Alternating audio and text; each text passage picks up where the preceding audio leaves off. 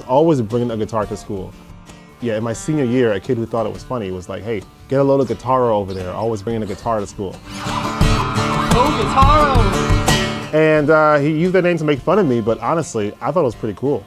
So ever since then, I introduced myself for years as Guitaro. People ask me, hey, what's your name? I would say Guitaro. Yeah. If you go on your YouTube channel, your big thing is having people come up and sing with you.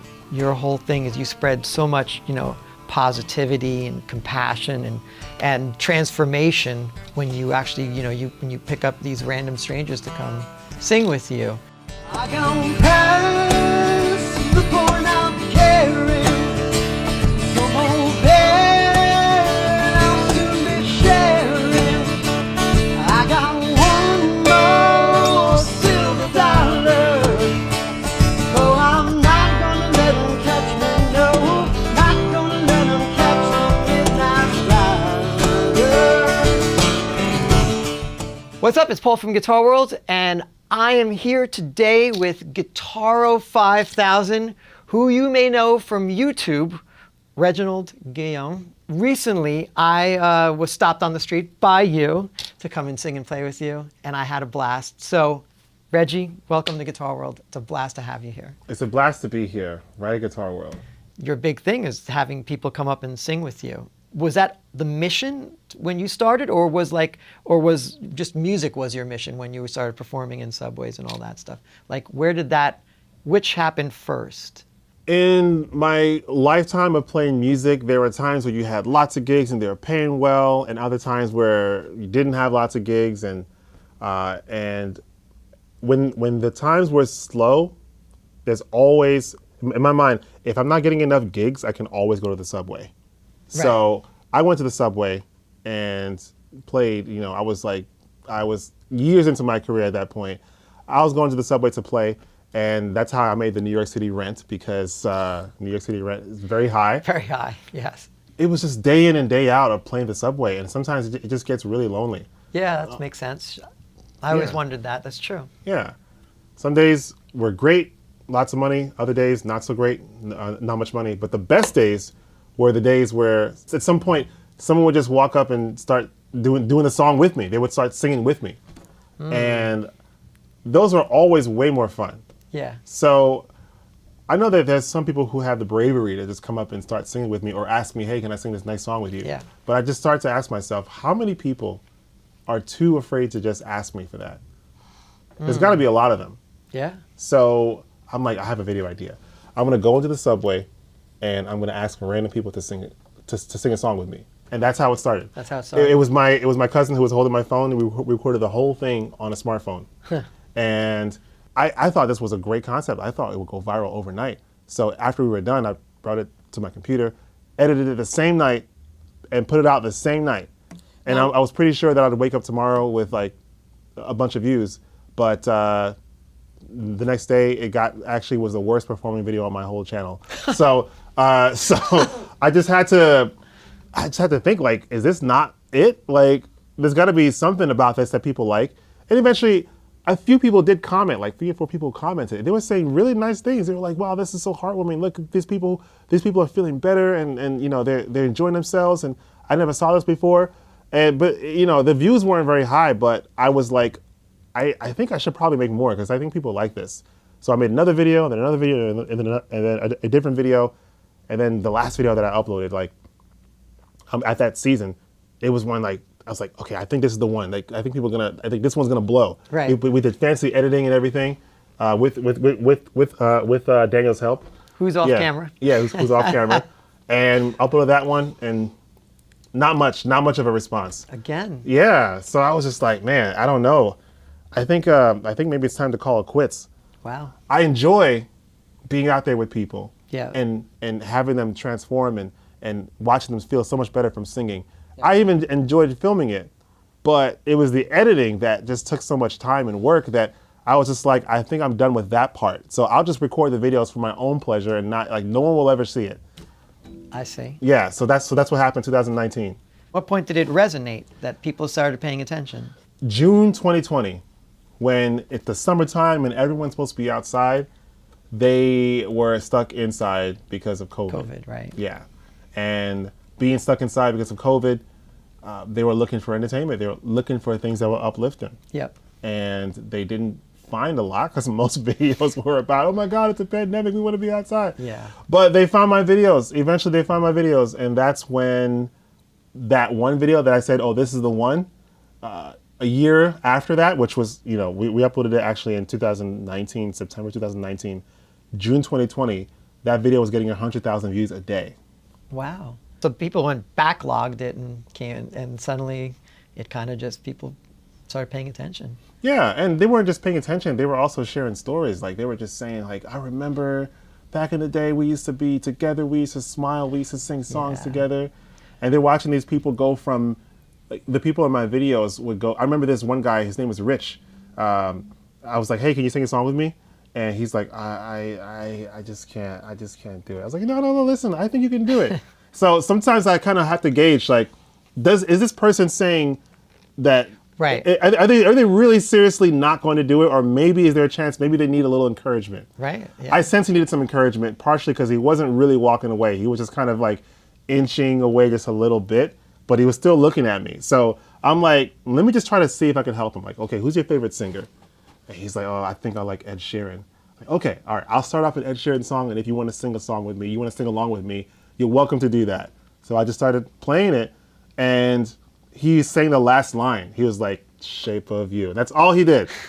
But once he did that, his whole body just lifted, he started smiling.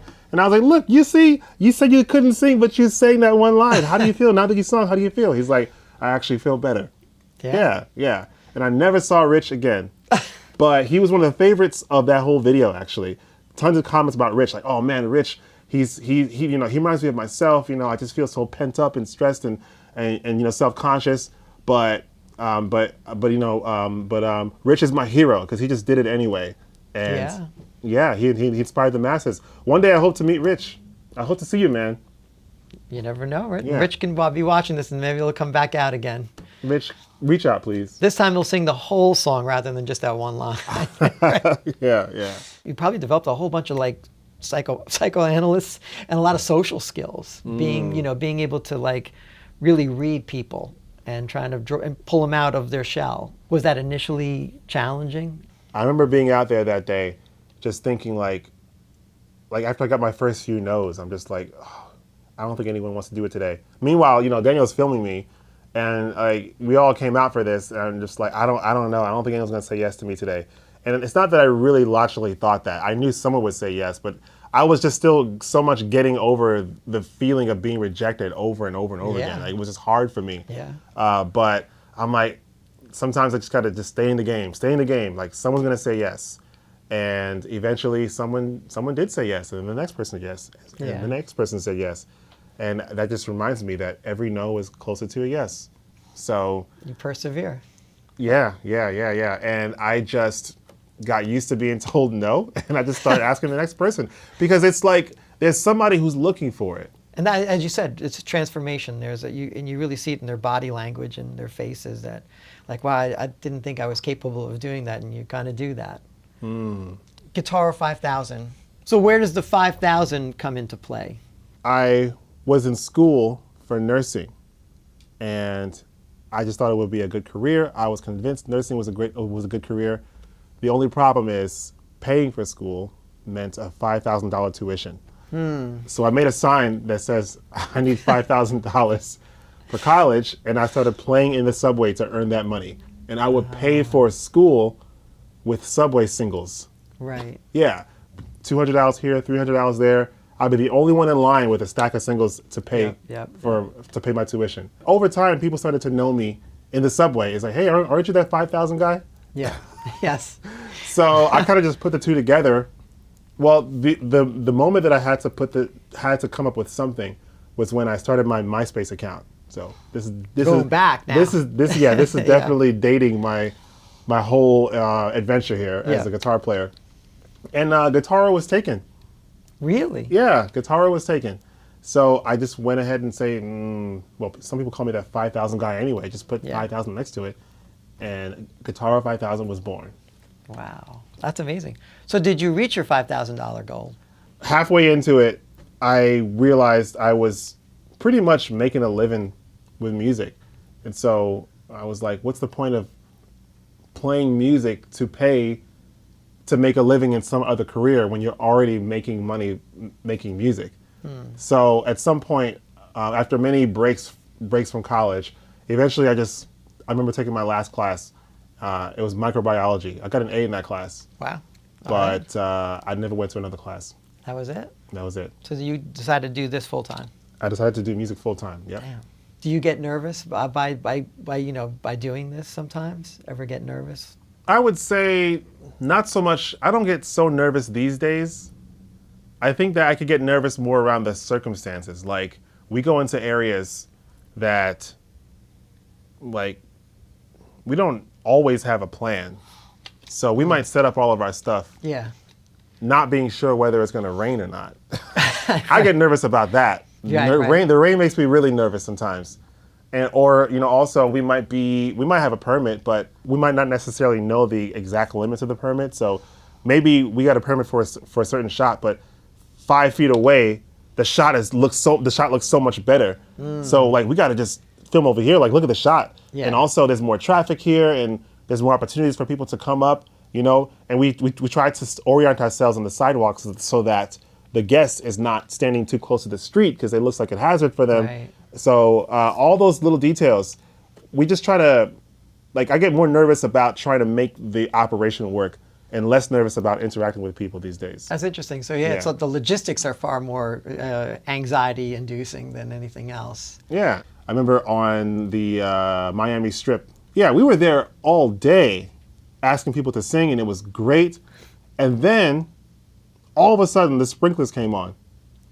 It was massive amounts of water. Like, we all went running. So we're like, okay, well, we'll come back tomorrow, but the sprinklers came on at midnight. Let's not stay till midnight. Got it. So we came back the next day, and before we could even get like 3 songs out, we got shut down by the cops. Wow. And they said, you need a permit to be here. So we weren't sure what to do, because that was probably the best possible spot to be in. And I think permits take like 2 weeks or something like that. Right.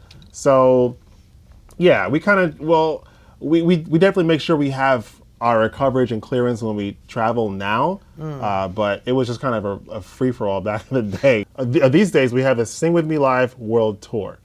So part of how we choose our locations is a combination of logistics and sponsors and also community support. And it's a lot more organized now, I'd say. Wow. Yeah. And that's something, well, we're going to talk with Daniel very soon, but Yeah. but that's sort of, you and Daniel have sort of spearheaded and put it all together. Daniel is the first person to really elevate the whole experience for the viewer. Yeah. And also in person, he would give me advice on how to, like, some things to say to help the guests get out of their comfort zone. Yeah. He has elevated the whole, I would say, production line when it comes to the kind of equipment that we use. Always fighting for quality and making sure that our videos look good and it feels good to be there, Yeah. and everything sounds good and all that stuff. So you went from pretty much busking on the subways in the streets to an actual international operation at this point. That's pretty impressive. Thank you. That's pretty impressive. And I have the community to thank, because you guys are watching the videos and supporting and sending so many great comments. So Yeah. whenever we have big challenges, which we've had many of them, weather challenges, Yeah. we had travel challenges, we had equipment challenges, things break down. It doesn't always work how you want it to work, but just knowing that you're out there watching, that's why we keep doing it. Yeah. What's been some of your favorite moments doing this? A woman who was in a wheelchair, and she was being pushed by her nephew. Her nephew is like, "Hey, can my aunt sing?" She's 93 years old, and we're like, "Yeah, of course." So she comes up and we start talking. It turns out that she used to be a professional singer in the 1940s and early 50s. Wow. But then her sister died. Ever since then, she's not been singing in public anymore. And her sister also left behind kids. So she took the role of a mom without having had her own kids at all. She took the role of the mom and took care of them and went into different careers, and she just hasn't been singing. But 70 years later, she finds me and she's singing out in public. And you could see how much this uplifted her. She was smiling and everything. And I asked her, now that you've sung, how do you feel? Yes. She says, singing is wonderful. You're all wonderful, and singing is happiness. Yeah. And I found out later, her nephew calls me and says, you know, ever since she sang with you, she's been singing every day since. That's amazing. Yeah. That's amazing. Yeah. Yeah, that's the one thing we know when you stopped me and we played together. It's funny, you kind of caught me off guard at the end, because that's pretty much what your signature thing is like. Now that you sang, how do you feel?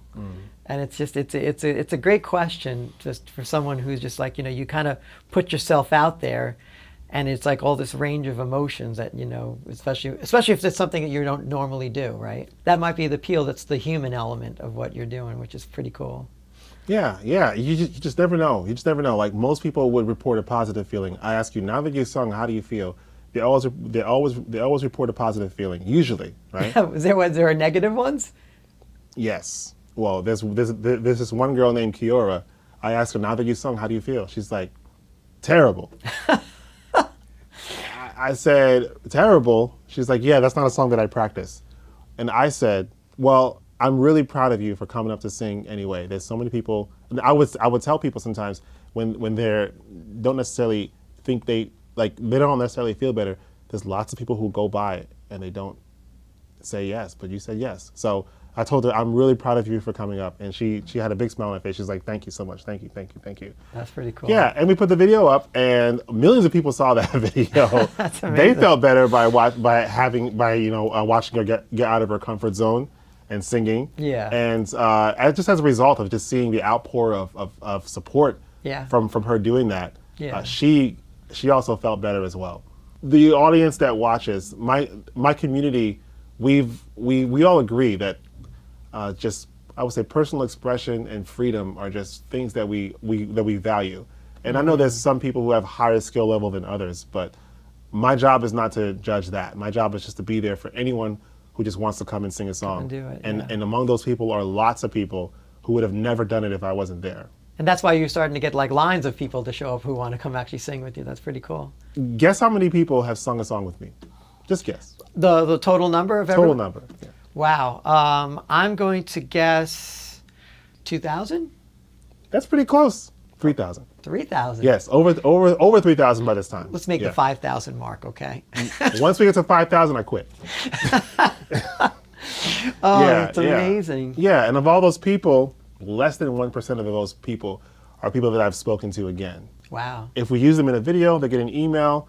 We get them a mental health letter because, you know, it's a lot to deal with going viral, or, you know, or being seen like that in a video. It can be a psychological shift from just having your friends and family see pictures of you to all of a sudden having everybody, the world seeing you, right? Hundreds of thousands or millions of people seeing you. So they know it was being filmed. They agreed to that, but they might not also know like what comes with the aftermath. Seen. You're right. Right. So I make sure to send them each one, and every now and then some would actually come back to me and say, you know, this was really helpful for me. Thank you so much. Not just the service itself, but also getting the letter as well, just to help them, you know, deal with that. But the majority of them, less than 1%, I've actually had a conversation with after. So, any particularly awkward moments on the street? Yeah, my favorite awkward moment was when a guy named, he actually called himself D Money. Okay. Yeah, he sang a song with me, and then it was all good. Everything was good. He felt better. But then when anyone else who wanted to sing, he would come to interrupt them and say, hey, let me sing another song. And I'm just like, bro, like, you already sang your song, bro. Like, let this person go.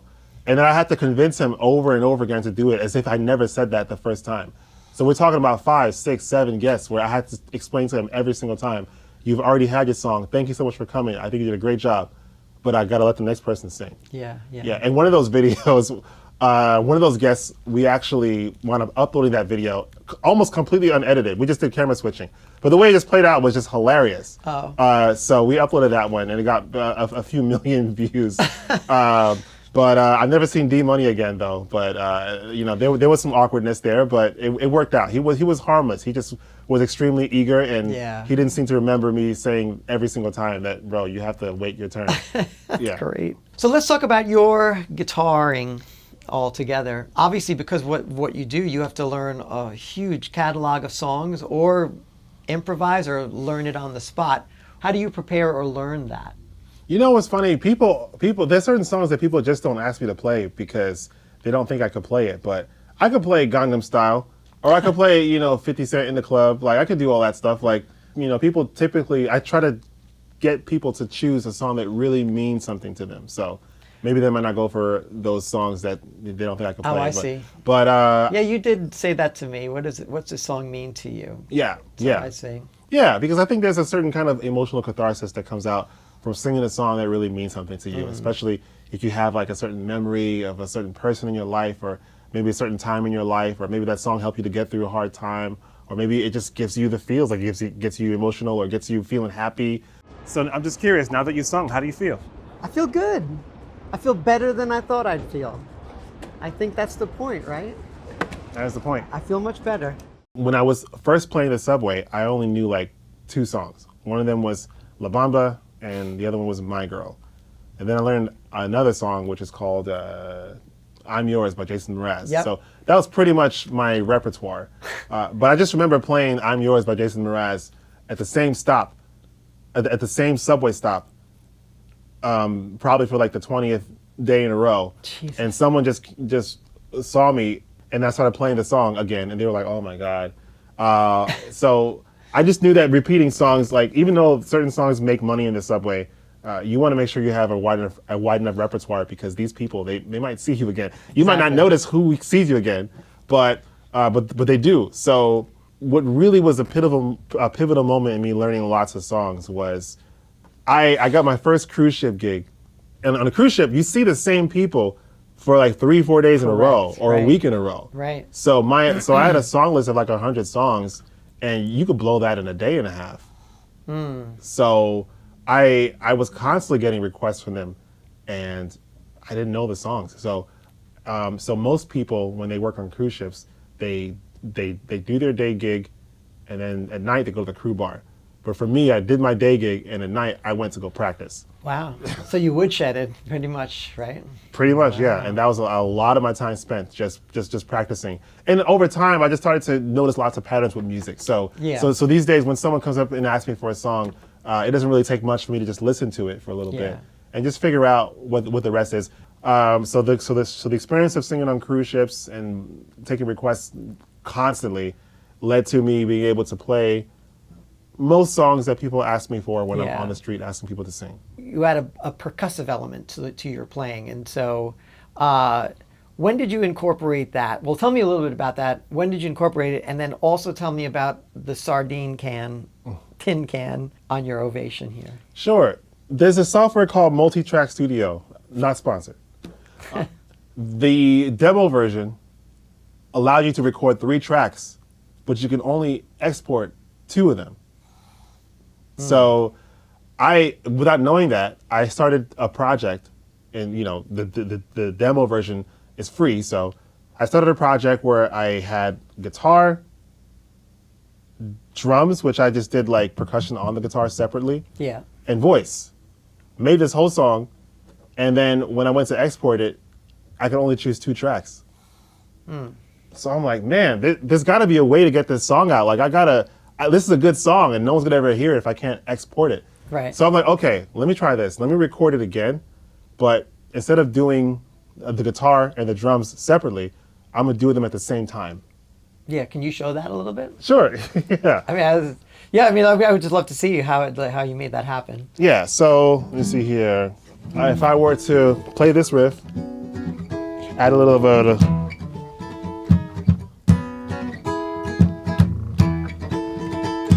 and then a snare.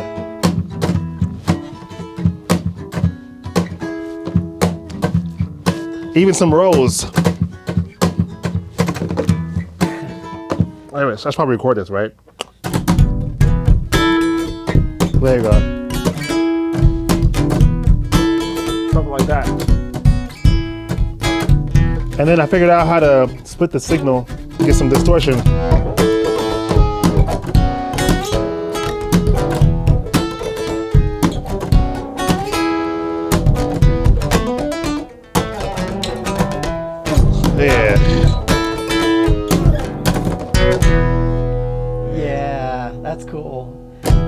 Yeah. Did that come naturally, just getting your right hand to be that so syncopated? I kept losing picks, so Well, that makes didn't really sense. use much of a pick in the beginning. But I already kind of knew how to do some finger percussion because in school, hip hop was really popular and everyone liked to rap. Right. So I just had like a skill for making beats on the table using my knuckles. Like that's how we used to do it. We didn't have like little portable speakers Yeah. that we have now. So I was frequently called to be the beat guy so that they could rap. And to practice, I would constantly do this during class, which made my teachers sick of me. They're like, "You please stop that drumming. I'm trying to teach." So I had to figure out a way to come up with new rhythms, and I was just using my fingers, which no one could hear that. So I was just doing that all day in class. Oh, interesting. And eventually, I just started to develop like a skill for this.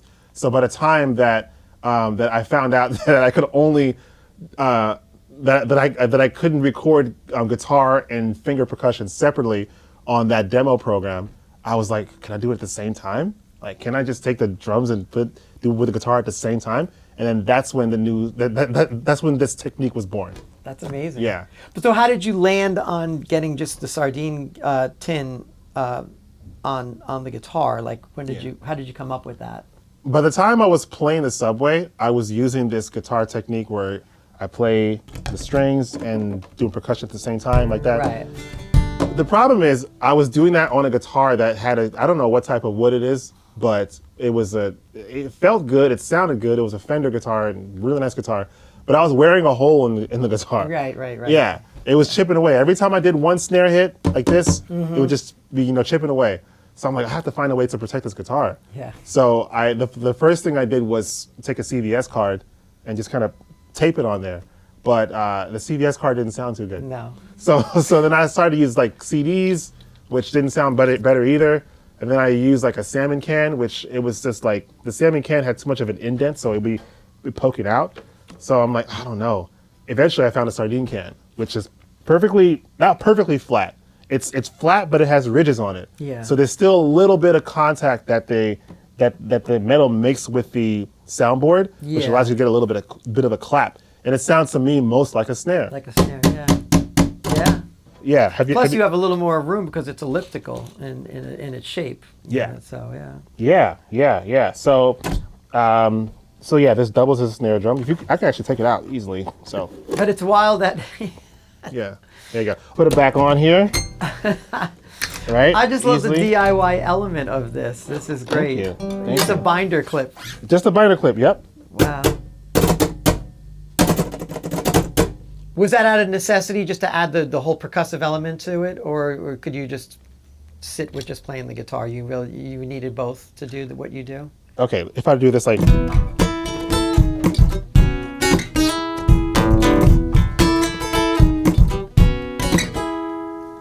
Versus having it on.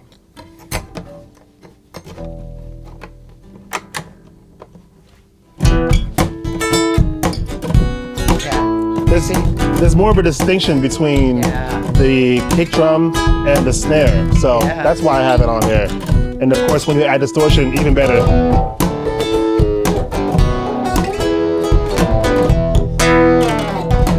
That's amazing. Tell us about a little bit more of the rest of your rig. So you have that, but you also have an actual electric guitar pickup in there. Looks like a Seymour Duncan.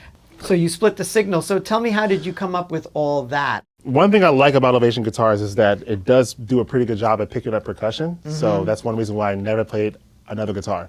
There's other things I like about Ovation guitar. I just like the feel of it. I like the shape of it. And I just like it. I just love playing Ovations. Seeing as how this Ovation guitar has a piezo pickup, a piezo, some people call it. Piezo. Piezo, piezo, tomato. Yeah. The string sounds and the percussion sounds are all going into one channel. That's just how the guitar picks up sound. Right. And there are many guitars that do this, well. But what makes the Ovation special to me is that it just doesn't have much feedback when I'm doing that. Right. So it doesn't have that airy sound, that boomy sound. It sounds very clean, and I just like that sound. But if you wanted to add any kind of effects on it, especially distortion, you're gonna get feedback, a lot of it. Right. So that's why I decided I really need to have a different signal that has only strings and not the percussion. Got it. Right. Yeah. So that's why I added this here. Right. And this comes out of a different channel. Yep. So you split the signal. Yeah. That's interesting. Well, it's technically I'm not really splitting a signal. It's two different signals completely. Right. Yeah. Yeah. But it's too independent. Yeah. Yes, exactly. Too independent. Yeah. Yeah, Yeah. I get lots of sounds here too. So if I wanted to do like, well, this is on the Boss GT1. Yeah. So Processor. Yep.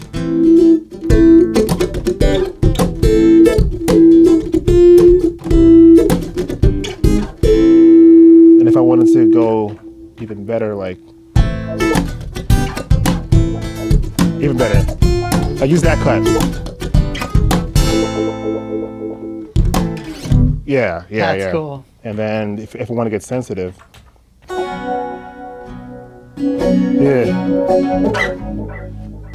yeah. So if I do the,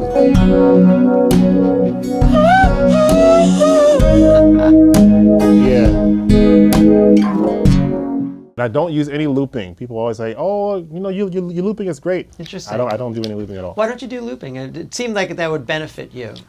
I would say that there's a certain element of everything being live that gives me a lot of freedom to do like rolls and breaks. Yeah, and yeah. I had more creative freedom without looping. Looping kind of puts you Locks you in. Yeah, locks you in. And there's one more thing too. Like when I'm with a singer on the street, I've asked this random person to come up and sing with me. We didn't rehearse, we didn't practice. I might have to slow the song down for them. Oh, that's like true. they might think like I might have started too fast, or maybe they agreed on a certain speed, but I noticed that they're singing a lot slower or a lot faster. Well, if they're faster, I try to slow them down. But if they're slower, it's harder to speed up than it is to slow down. So I might have to slow down with them, or they might not know the rhythm of the song very well. Like people of all kinds of skill levels, I need to be able to adapt to them. Looping makes that almost impossible. Right. So that's why I don't loop. You're right. Yeah. And what do you use the super octave for? Is that more for like a bass line if you're doing something? Yeah, well, this is what it sounds like without the Boss super octave.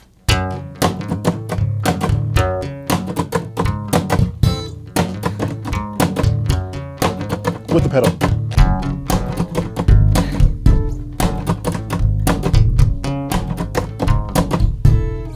There you go. That's great. Wow. As well as the lower strings being pitched down, there's also a much stronger kick as well.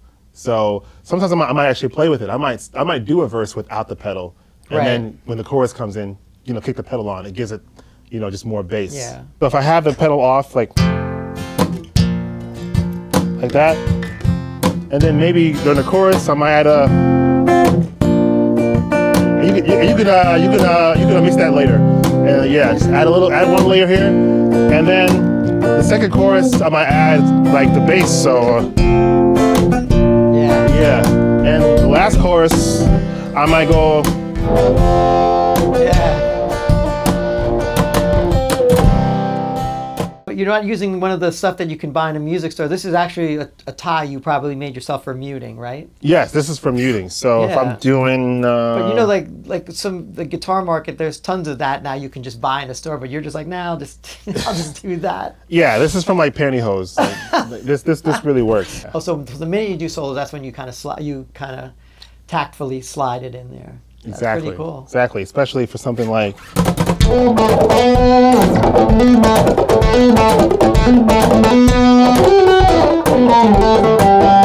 That's incredible. It's a great technique. Thank you. That's fantastic. Wow. You said before that Ovation's or the guitar that works for your style of playing, but how did you find Ovation? I was out somewhere and my guitar got stolen. Didn't see my guitar anymore. So I was devastated because that was the only guitar that I had and, now can't play anymore. But I went to an open mic the next day anyway because I know that at open mics, everyone has a guitar, so someone will let me play. Right. Somebody let me play their guitar, and there's a guy in the audience who saw me play and was like, wow, like that technique you use is really cool. And he's like, hey, have you ever heard of Ovation guitars? I'm like, I think I did. He's like, we're actually running a competition where if you could make a lesson teaching somebody something, if you could make a lesson video on the Ovation guitar, you will be in a drawing for you'll be in a drawing to win an Ovation guitar. It's actually a competition, so you have to get votes and stuff like that. Yeah, sure. I said, but I don't have a guitar. He's like, no worries, I have one. We'll film it together and we'll submit it. So we met the next day. He filmed me on his guitar teaching how to play Michael Jackson, Billie Jean. And I just taught this technique here where you go like, I felt it was simple enough like that. And I also taught this part like, it was like a 1-2 beat. It wasn't too hard, so I'm sure people could learn it. And people found it fascinating. Yeah. Because you got the whole band with you. You just by doing that by yourself, it's amazing. Yeah. Thank you. What is it when you're not doing this? What are you doing? What's your passions? What are your other passions? Let's see. I love listening to music. I love, well, with this whole team, it's a full-time operation, so we're always working on new videos. Wow. But I have my family who lives in Georgia, who I visit every now and then. I like art. Before I ever played a guitar, I was gonna be an artist. That was my career trajectory in like 4th grade. I was gonna grow up and be a famous artist. So I like exploring different cultures too. As a matter of fact, when I was on a cruise ship, I learned how to say hello in like 40 languages. So that really piqued my interest in exploring different cultures and languages, especially when some people walk up and they're like, "Oh, can I do a song in my language? Can you do that?" I'm just like, "Of course you can. Like, it's music, so you're the one doing the singing. I just have to play. That's all." I have so much more of a connection to other people and their culture when we can do music that comes from where they're from where they come from. Sharing music across borders and across different languages and creating, I would say, creating connection that way is something that I've been really passionate about. And that's part of the reason why the Sing With Me Live World Tour exists. Right. Because it's me going from place to place, being curious and learning about different people and their culture and their language through music. Yeah. Yeah. And that intentional curiosity is something that I hope to spread with the rest of the world, so we can all just be more curious about each other and all be more connected about each other. Yeah. Plus, knowing a few words in many languages is always a great icebreaker, right? Huge icebreaker. Yeah. Yes. It cracks it right open. That's amazing. Yeah. Finally, any inspiring advice you would like to give a younger player? I would say I would give this to anybody. Just take the next step.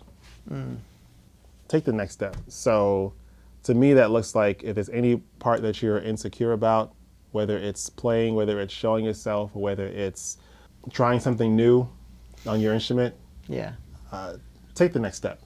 That's all. Great. Just keep moving forward. Love it. Yeah. That's great. So I decided to bring him in, the right-hand man, Dan Naranjo. Thank you. Yeah. Reggie relies on you heavily, and you guys known each other for a long time. Tell me your role with Sing With Me. I wear a lot of hats. It depends. When we're on the street, I'm helping bring out the gear and kind of set up the whole, the set, right? Music for him to be able to hear himself, monitor, as well as a little speaker for people that are watching. I'm running a camera while doing a mix for, again, monitor, live, like front of house, but also we send it to a live stream. And then magically things go wrong. You have to be ready to jump in and figure out the many millions of cables and what little pieces, So stage manager, all of the above. And then behind the scenes, I do some editing. I do my best with the audio. Still learning. Always trying to learn more how to make it better. Well, it helps that I think that's really the benefit too, is that the fact that you're also a musician, so that you also know what you're looking for. Is it fair to say you drive the creative direction of what you guys do? I sure try. Always try to add on top and figure out how we can make it not just better in post, what we put online, how it looks and sounds, but even for the free service itself on the street, and like just trying to make it as best we can for everyone involved. Yeah. Since he's been always pushing for more quality and more elevation and just a better experience for the viewers and also for the guests, we've been able to grow that into a whole editing studio, a whole fleet of people that all work together to make the magic happen. Wow. Yeah, we have a good team now. And you offer Reggie some insights sometimes, I guess, or any particular I try. advice. Yeah, well, because I'm off to the side. I'm like behind all the gear, but I have a camera. I have a feed to all the audio, so like I can usually hear the conversations. I do my best to offer them, whatever I can. I mean, sometimes it's like, hey, plug that back in, so we get that feed. It's like if he's in the middle of something, you can't just interject. I try not to, unless it's something like, yeah, we're getting no audio. Then I might stop.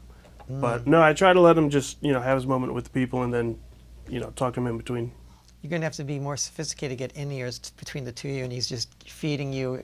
We've talked about that. We've talked because we've used walkie-talkies before. He already has like headphones and everything going on.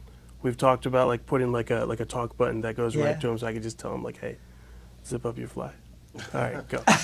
The walkie-talkies are typically for the crew, for the filming crew. So I don't get one, but we talked about me having one if my fly is open.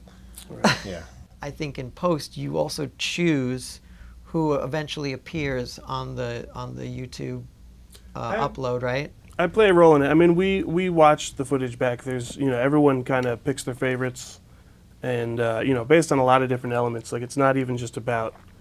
It's not so much like, oh, who is the best. It's we're looking for stories. Right. Being there on site and being able to hear what someone in particular, said or was going through that day before they came up to sing, and how it made them feel after definitely gives me a leg up in kind of knowing who to look for. So it's not necessarily always about talent or someone who's musically proficient. It's more about like having poignant moments, right? Capturing that. I would say so. Yeah, we're trying to share, stories from all different types of people, different walks of life, which you get tons of in New York. I mean, you get people from everywhere. Yeah. Do you have any personal stories about any moments for you from being behind the scenes? What Reggie does that stands out for you? I've witnessed some performances. Again, totally just a random person on their way to work or whatever. Yeah. And they come up, and it's like their performance, the way they sing. It's like you get like the hairs stand up on your arms, whether they're a pro or not. I mean, we've had people that come up, and they don't do this. They maybe do it for fun in the shower, but like it was amazing. Like it's hard not to like standing ovation, And then I'm a huge fan of a lot of the underdog stories myself. We've had we had a kid we were in Montreal, and there was a kid that came up and he looked pretty nervous, but like he was a nice kid. His name was Edward, not Eduardo. Edward. Yeah, like immediately on his side, like with a crowd of people watching, waiting for him to do something. And he sang with Guitaro. Guitaro helped him through it. And afterwards, not only did he like get everyone on his side and everyone's clapping, afterwards he walks off and he's like sitting there singing to himself and dancing, like it transformed him. So moments like that are cool. I like that a lot. And his mother told me afterward. I asked his mother, "Now that you've seen your son sing, how do you feel?" She says, "My son has autism, and he's very shy in life." She goes on to say that she did not expect him to do this, but she's very proud of him that he did. That's awesome. Wow. Yeah. So now, I mean, you're going to take this worldwide. So, Reggie, here's your opportunity. Tell us about Sing With Me, the tour. Yes. The Sing With Me Live World Tour. We're going across 30 countries within 3 years. Wow. Yeah. So you're on the road for 3 years now. 3 years. Wow. Yeah. Starting this year, starting late this year. Okay. We'll be collecting and experiencing human stories from around the world. I'll be going around just being curious about people and their customs and their language through music. A lot of the places that we'll be activating will be festivals. We don't just show up at a festival. Like, we work with the festival to really tell their story, right. And really to integrate us as part of the experience. So there's the festival work that we do, and there's we also want to keep it on the street as well. So we just like the environment where someone's grocery shopping. They had no idea this would be here, right? And they put down their grocery bags to come and sing a song. So we want to keep it there too. And of course, we also have some collaborations with up and coming artists as well. Oh, that's great. And we also collaborate with certain institutions to tell their story. So we might set up a Sing With Me live setup around an institution like a school or some kind of nonprofit where people who are part of that community can come up and sing a song, and just share what the song means to them. Maybe even share about what organization they're actually a part of. So we have Guitaro Goes Global, which is like a documentary series. We have the regular Sing With Me videos, which you can just see all these people singing. And then we have other stuff that we're working on as well. So there's a whole media explosion. Yes, there's a whole media explosion that will come out of this. And even though the tour is 3 years, there'll be many more years of stuff that come from it. Yeah. Wow. Is there any particular place that you're going to be going that you're excited about? All of them. Oh, well, good answer. Well, where would you like to go? Because we're still building the world tour, so I want to make sure we go some places you want to go. I love going to Ireland. I've been to Ireland with my family, so I'd love to go there. I'd love to bring Sing With Me over there. I've been getting more and more interested in like Korean and Japanese culture. Be cool to bring it that far. I know we've talked about Australia. I think Australia would be cool. Yeah. Yes, Australia is definitely happening. It's already on the schedule. That's the one. The Philippines. The Yes. Philippines is being talked. It's in the talks, right? Right, nothing official, but it's like we're adding the Philippines after Australia, but we gotta get some kind of like something happening there. So that's still in the works. You got your work cut out for you. That's a lot of editing. It's a lot of editing, but again, we have a good team. They're going to be helping us out. We're going to make it happen. Well, there you have it. Guitaro 5000, Reggie, Guillaume. Thank you. Great to have you. Leave a message in the comments for Reggie here. Tell him Thank your you. story. Thank Sure, you. you'll check it out. You were great. I appreciate you. Thank you so much. Thank you for your Reggie. It was great questions and great your great having presence. you. Thank you. It was a Thank you. pleasure. Take us Awesome. out,